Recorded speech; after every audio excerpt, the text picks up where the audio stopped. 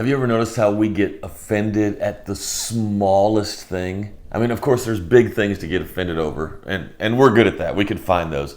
But have you ever noticed, like, so you can let somebody in traffic, traffic's backed up, you wave them in, and they get in there, and they don't give you the wave. You got to give the wave, right? And there's something in us we're like, we get offended at little things as well as big things. But I've never heard anybody say, you know what? My life is so much better because I'm a bitter person. Nobody says that. We carry these offenses. They make us bitter people, but yet nobody's a better person because they're bitter. Look at this verse in Proverbs 19, verse 11, talking about offenses and being offended. It says, a person's wisdom yields patience. It is to one's glory to overlook an offense. It's to one's glory to overlook it, to get over it. Just get over it. You were offended, get over it. Okay, so that's easier said than done. How do you go about getting over it, right? That's the real question. And so let me explain it this way. Anytime there's an action that can offend us, anything that like offends us, there's an action. And then there's our reaction. And in between the action and the reaction is this little nanosecond of time, this little gap, if you will. And what you fill that gap with determines what your reaction will be. And what your reaction is determines whether you are bitter, holding on to offense, or getting over the offense. God wants us to fill that gap with love, okay? With love. Check out this verse in Proverbs 17:9.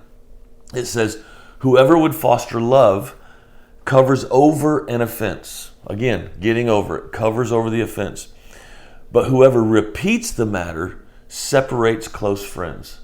So, you know what's happened. When we get offended, we quickly want to share that with somebody else. But what if we back up and fill the gap between action and reaction with love?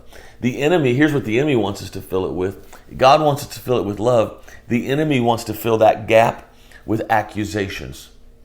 With accusations, right? Somebody does something, no matter what it is, and we start throwing accusations at them. We start accusing them of all these different things.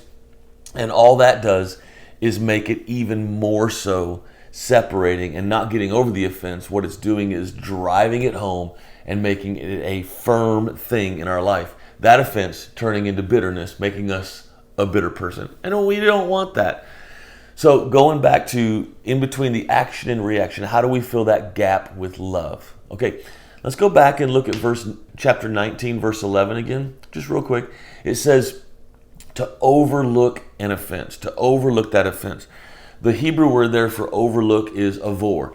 And what it means, obviously this is not in the Hebrew part, but just to give you a mental picture of what it is. I'm sure you've been on the interstate before and you're changing interstates and there's an overpass and you go over this other path that you were on and you can see it and you know it's there, but you made a choice to just get over it. Just get over it. You're not holding on to it. You're no longer on that path. You could hold on to it and be a bitter person, but you choose to avor, to get over it. So look at it this way. You let them in traffic and they didn't wave. Get over it. You weren't invited to the party. Get over it. Somebody called you a name. Get over it. Get over it, because no bitter person has ever changed the world. God has so much more for you than bitterness and being offended. It's time we start getting over our offenses rather than holding on to them and holding them close. Let's start going between the action and the reaction and fill that gap with love, not accusations. And I can guarantee that if you will do that, your life will be so much better, so much more enjoyable, and you'll get back to doing what you were called to do, and that's to be a world changer.